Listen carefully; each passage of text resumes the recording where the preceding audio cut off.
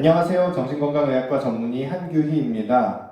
오늘 제가 말씀드릴 주제는 노화도 병인가요? 라는 주제로 준비를 해봤는데요. 오늘 어르신들 대상으로 이렇게 만든 강의라고 이렇게 설명을 들어서요. 노화라는 과정이 어떻게 되는 건지, 나이 들어가면서 우리가 심리적으로 어떤 변화가 오는지, 또 어떤 걸 준비해야 되는지 등등에 대해서 좀 준비를 해봤습니다.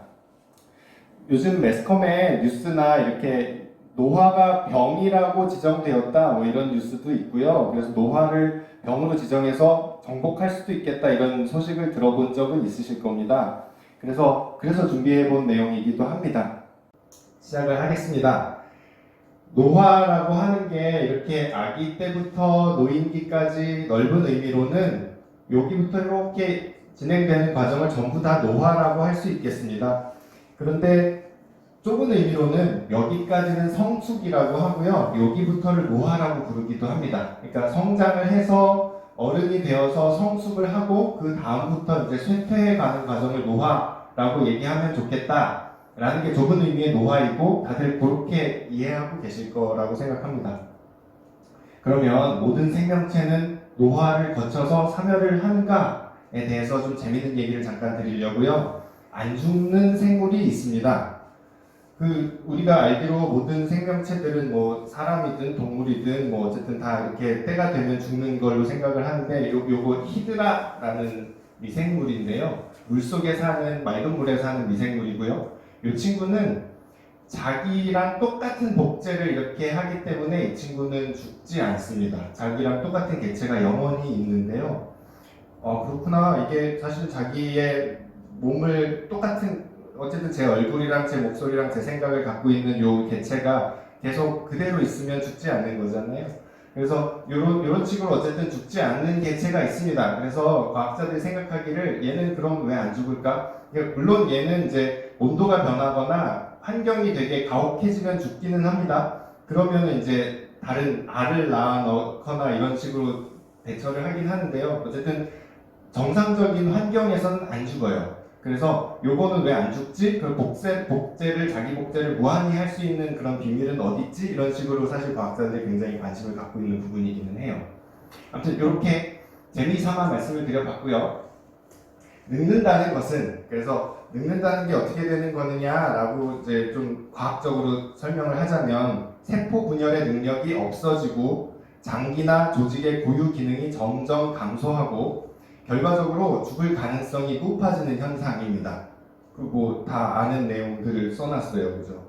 그래서 근데 이제 질병하고 다른 점은 질병은 이 노화는 모든 개체에 예외 없이 발생해야만 하겠죠. 그런데 질병은 특정 개체에만 생기는 일이고 특정 개체에만 좀 이제 뭐 사멸을 일으키거나 하는 일이고 노화는 모두가 공통적으로 일어난다. 그리고 외부 요인이 아니라 내부에서 일어나는 현상이다. 감염이나 사고나 어떤 오염 때문에 생기는 게 아니고 노화라는 건 저절로 내부에서 일어난다는 거고요. 또 이것도 같은 얘기인데요. 점진적으로 발생하고 진행을 합니다. 질병처럼 언젠가 딱 생기는 시점이 있고 그럼 그게 또 끝나니까 이제 괜찮아지는 시점이 있는 게 아니라 천천히 계속 진행하는 걸 노화라고 하겠죠. 그래서 궁극적으로 육체적, 인지적 그런 기능이 떨어집니다. 보면 다 아시는 내용일 거예요. 천천히 설명을 드릴게요. 뼈의 밀도가 낮아집니다. 연세 드시면서 골다공증, 골감소증 이런 것들이 생기고요. 그래서 이제 뼈가 약해지고 잘 부러지고 하시잖아요. 잘 알고 계시는 내용일 테고요. 근육량이나 근력은 30세 때부터 일생 동안 감소를 합니다. 그래서 이제 노년기가 되면 젊었을 때에 비해서 근육량이 10에서 15% 정도 줄어든다고 해요. 그건 바꿔 말하면 운동을 꾸준히 하면 보존할 수 있는 정도의 양입니다. 그래서 단순히 노화가 되었다고 근육량이 무조건 준다기보다는 꾸준히 운동하시면 잘 보존할 수 있습니다. 75세가 되면 체지방의 비율은 젊은 성인의 2배가 되는데요.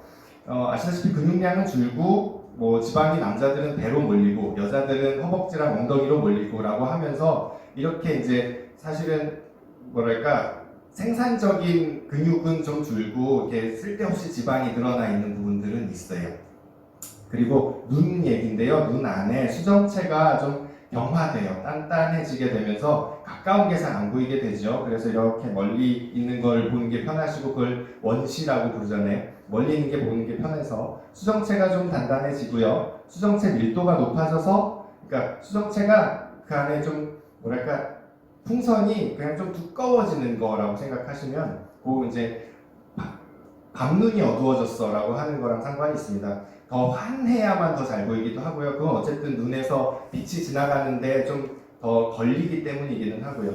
수정체가 또 혼탁해져서 색상의 인지가 변합니다. 그래서 뭐 연세를 많이 드셔가시면 젊었을 때 보는 색감에 비해서는 조금 더 침침해지기는 하지요. 그래서 백내장도 75세 이후에는 거의 뭐 한 20, 30% 이상 겪는다라고 알려져 있고요. 아무튼 수정체의 변화가 이렇게 옵니다. 또 나이가 들어가면서는 고음의 소리를 듣는 게 어려워져요. 고음 소리는 사실 아기들이 제일 잘 듣습니다. 높은 소리를 잘 듣는 게 아기들 때는 아주 잘 발달해 있고요. 나이 들면서 높은 주파수의 소리는 잘 안 들리는데, 그래서 이제 연세 들어가시고 귀가 잘 안 들리면 그나마 아들 목소리는 잘 들리고 딸이나 아기 목소리는 또 좀 잘 안 들리고 해요. 그래서 그게 고주파음은 잘 안 들려서이기는 하고요. 좀 목소리를 낮게 크게 얘기하면 어르신들이 더 잘 듣기는 합니다. 50대가 되면 맛을 보고 냄새를 맡는 능력이 점점 저하돼요. 그래서 이제 뭐 사실 냄새 맡는 것도 맛보는 거랑 상관이 있어서요. 그래서 이제 어쨌든 맛있어라고 느끼는 것들이 좀 적어지니까 그것도 즐거움이 하나 주는 거기도 하겠죠. 그리고 음식이 좀 쓰게 느껴지는 경향이 있습니다. 맛을 느끼는 게 쓴맛, 신맛, 짠맛, 단맛 이렇게 있다고 하잖아요. 그런데 쓴맛의 기능들은 좀 늦게까지 남아있어요. 그래서 쓴맛이 좀 더 두드러지게 느껴진다고 합니다. 침이 좀 마르는 경향도 있어서요. 입이 마르는 것 때문에도 입이 좀 더 쓰기도 하고요. 맛이 좀 떨어지기도 합니다.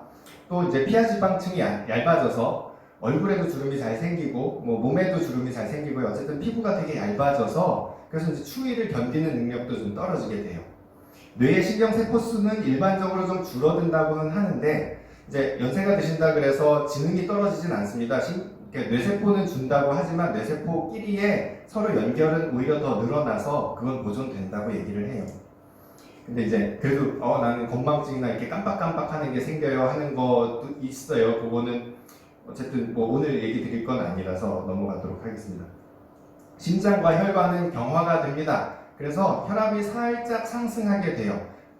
동맥경화라고 부르죠. 어쨌든 혈압이 좀 높아지는 부분들이 있고요. 이완기 혈압이라 그래서 이제 심장이 이렇게 짤 때 펴져 있을 때 혈압도 좀 높은 상태로 되어서 혈액순환도 좀 잘 안 되는 상황이 되고요. 호흡에 사용되는 근육이 좀 약해져요. 이렇게 그래서 애취하는 기능들도 이 근육들도 좀 약해져서 사실은 이물질이 들어오면 잘 뱉어내야 되는데 그 기능이 좀 떨어지게 되면 폐렴도 잘 생기게 되는 거죠. 어르신들이 폐렴이 잘 생기는 건 아무튼 요 근육들이 좀 약화되어서인 이유들도 상당히 큽니다. 그리고는 아무튼 숨 쉬는 데 있어서 요 근육들이 조금 약해지니까 숨 쉬는 게 조금 약해져서 산소 포화도가 조금 낮아져요. 그리고 부교감신경의 기능이 저하된다고 하는데 우리 자율신경계에 교감신경, 부교감신경 두 가지가 있고 교감신경은 사람을 좀 이렇게 흥분하고 막 달리고 소리 지르고 뭐 이렇게 만드는 거고요. 부교감신경은 이제 차분하게 편하게 있는 거라고 생각하시면 교감신경은 심장이 막 두근거리고 어쨌든 동공이 확장되고 위장관도 멈추고 이렇게 긴장되는 게 교감신경입니다. 부교감신경의 기능이 두드러지게 연세 드시면 떨어져요. 부교감신경이 하는 일이 소화기관을 움직이게 하고 여기다가 소화액이 나오게 하고 또 입에서 침이 나오게 하고 심장을 천천히 뛰게 하고 이러는 건데요. 그러니까 나이 들면서 난 입이 좀 자꾸 말라요. 그래서 사탕을 자꾸 물고 있어요 하는 어르신들도 많아지고요. 변비도 좀 생기기도 하고 요거에 부교감신경이 좀 낮아져서이기도 하고요. 요 때문에 일어나다가 핑 도는 약간 어지러운 기립성 저혈압도 더 잘 생기기도 합니다. 방광의 용적이 좀 줄어들어요. 방광의 탄성이 좀 작아져서 방광이 좀 작아지니까 화장실을 좀 더 자주 가기도 하십니다. 이거는 남자분이나 여자분이나 마찬가지이고요. 특히나 이제 남자분은 전립선 비대증 때문에도 또 화장실 더 자주 가기도 하시고요.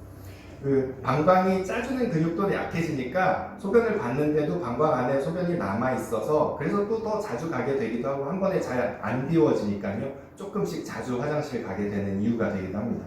그리고 요도를 조이는, 그러니까 소변 나오는 길을 꽉 잡고 있는 근육이 얘도 좀 약해져서 애취하면 소변이 좀 샌다든지 이런 식으로 어쨌든 요실금도 좀 생길 수 있어요.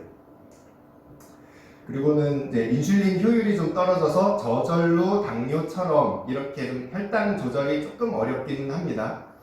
이건 근데 당뇨병이랑은 달라요. 그래서 이제 매 제가 지적해 놓은 것들에 있어서 중요한 건 병이랑은 달라서 내가 운동하고 계속 관리하고 하면 기능이 환자로 떨어지진 않습니다. 바꿔 얘기하자면 그냥 어떤 병이 생겼을 때, 감기에 걸렸거나 폐렴이 생겼을 때 기능이 뚝 떨어져 버릴 수 있는 요인이라고만 이해하시면 돼요.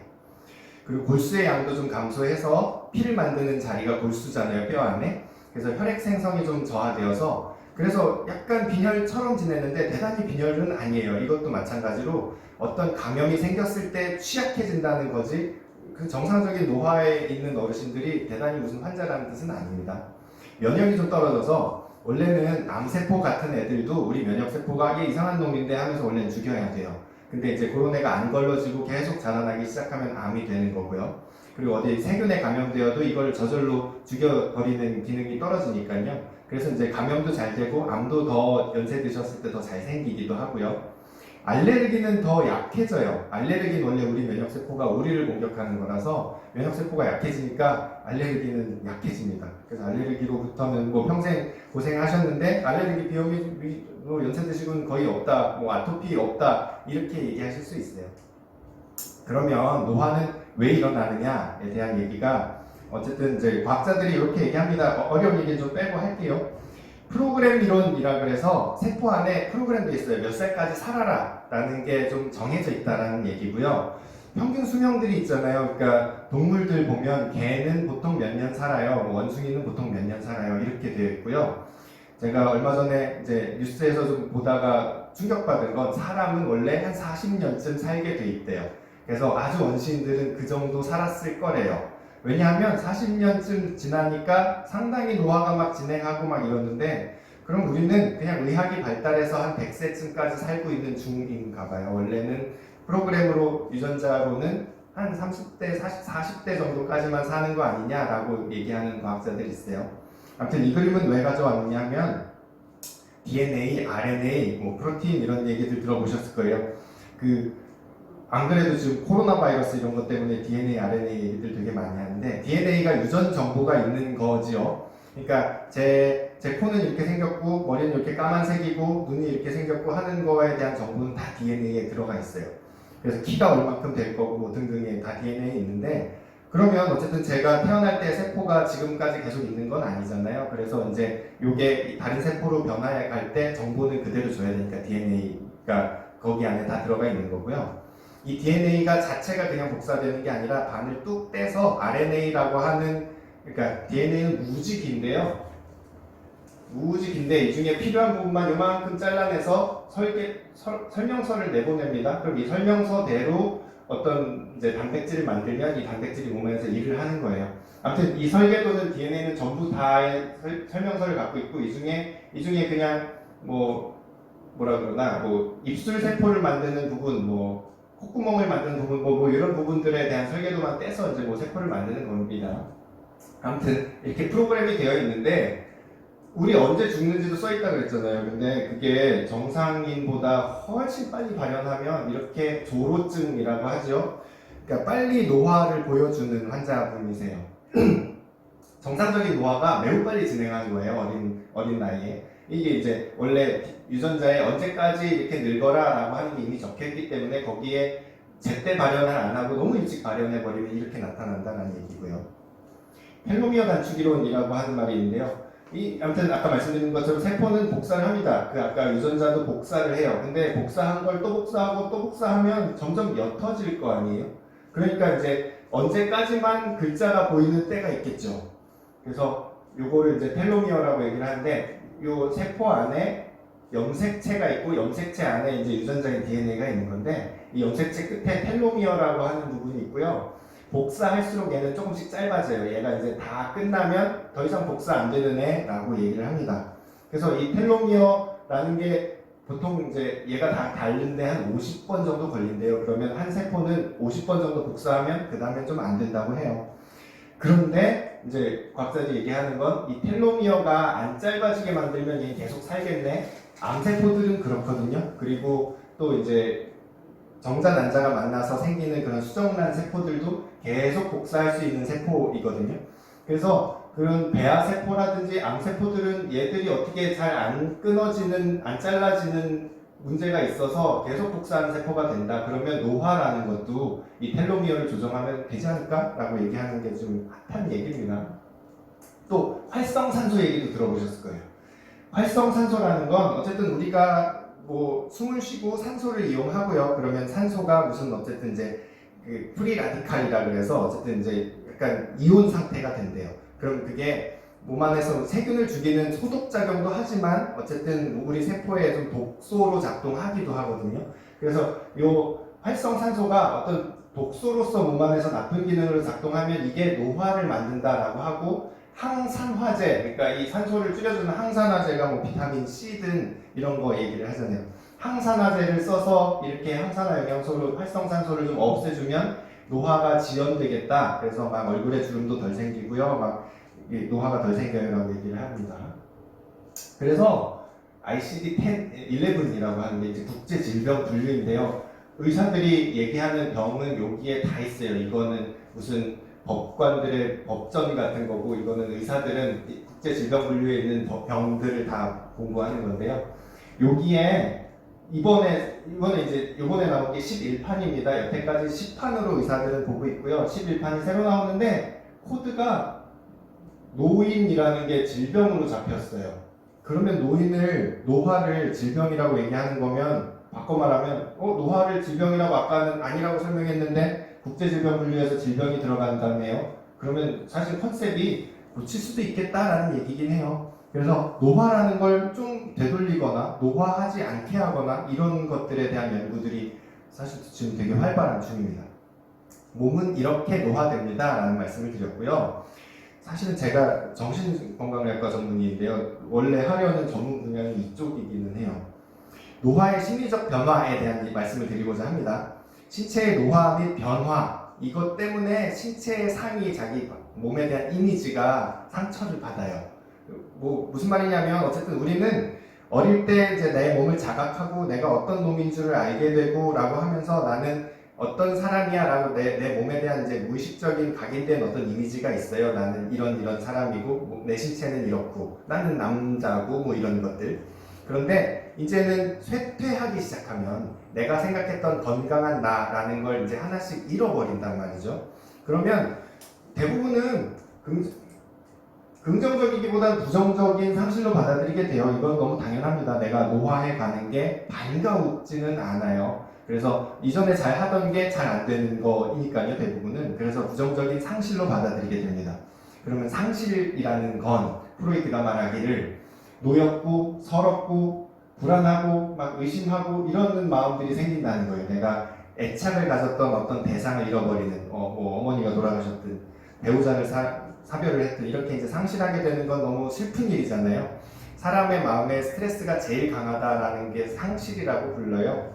상실이 제일 스트레스가 강하다고 얘기를 하는데요. 어쨌든 내 이미지가 상실을 하고 있구나라는 건 굉장히 일단 기본적으로 슬픈 일일 거예요.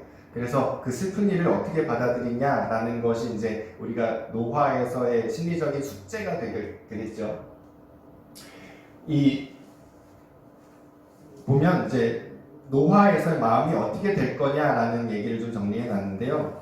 배우자나 친구, 친족의 죽음, 사회적 지위나 영향력의 상실, 경제적 타격, 은퇴, 노인에 대한 경시, 편견 이런 것 때문에 상처를 받게 됩니다. 그러니까 내가 나이 들어가면서 내 친구들이 이렇게 돌아가시고 주변 사람들이 돌아가시고 그리고 이제 가까운 사람들이 돌아가시고 사회적인 지위나 영향력이 이렇게 좀 내가 이제 은퇴를 하니까 떨어지게 되고요. 좀 경제적으로도 이전에 막 돈 벌 때 달라지고요. 하나씩 잃어버리게 되는 거죠. 그리고 또 이제 내적인 요인은 자기 안의 변화는요. 성격의 특징이나 변화로 오는 적응장애 같은 게 있어요. 그러니까 내가 원래는 자신만만하고 이랬었는데 뭔가 좀 이렇게 주눅든 것 같아요. 쭈그러지는 것 같아요. 그거에 대해서 자기도 낯설어요. 나의 변화가. 그리고 또 이제 내가 어디가 자꾸 아프니까요. 허리도 자꾸 아프기도 하고 숨도 자꾸 차기도 하고 그러면 그것 때문에도 스트레스를 매우 받아요. 그리고 또 이제 그것 때문에 자아상이 손상이 되기도 하고 이러다 이제 곧 죽음으로 가는 건가라는 자각을 하게 되는 거 이런 마음들 때문에 슬플 거예요. 그래서 이 모든 게 다 상실이다 라고 해석을 합니다. 그래서 노화는 어쨌든 심리적으로는 좀 상실이구나. 그래서 이제 상실을 어떻게 대처할 거냐라는 거에 대한 얘기를 드리면 될 것 같아요.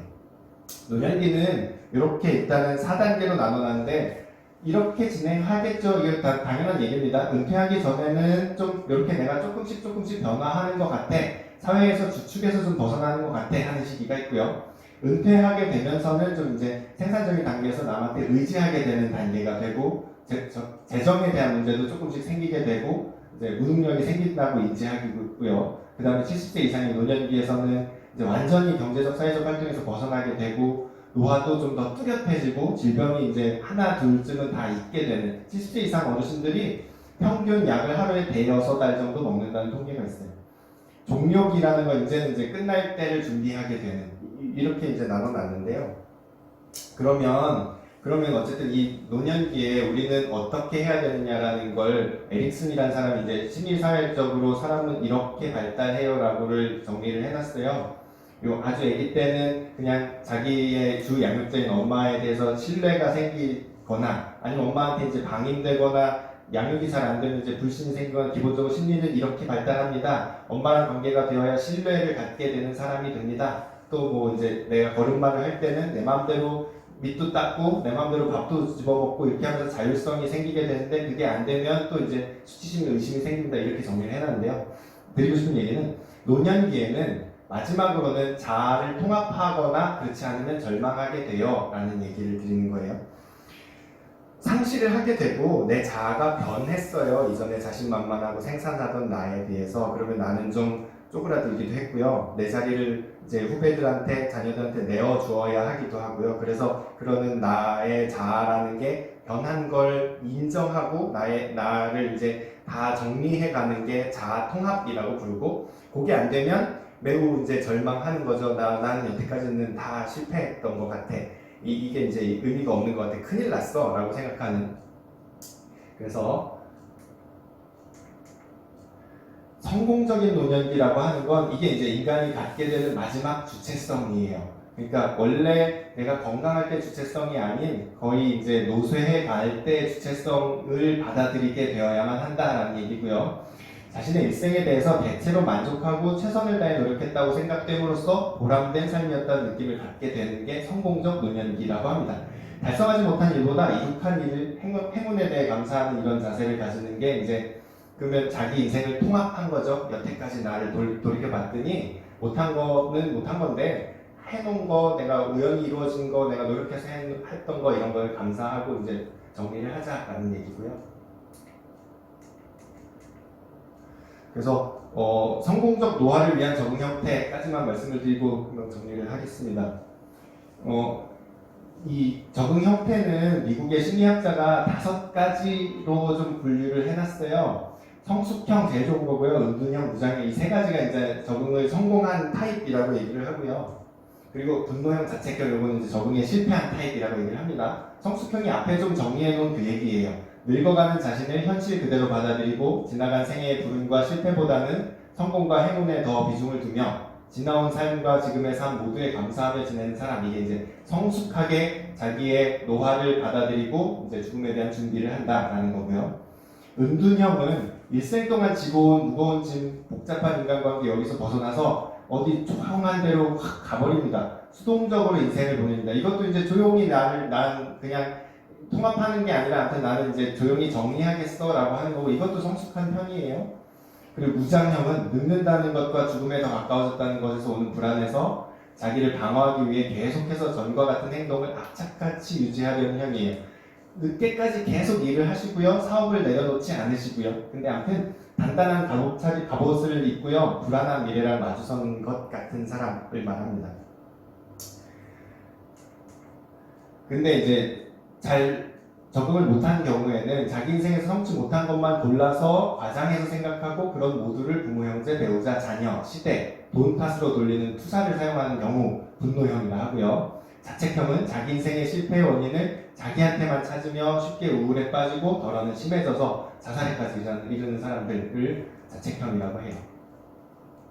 그래서 그런 노년기에는 일단은 우리는 발달 과업이 몇 가지 있겠습니다 라고 정리를 해놨는데요. 지적 과업은 은퇴 생활에 필요한 지식, 생활 이런 걸 배울 필요가 있겠고요. 정치, 사회, 경제, 문화에 대한 최신 동향을 파악해서 계속 나는 깨어있고 살아있고 하는 것들을 확인할 필요가 있겠습니다. 건강증진을 위한 폭넓은 식견을 획득하셔야만 하겠고요.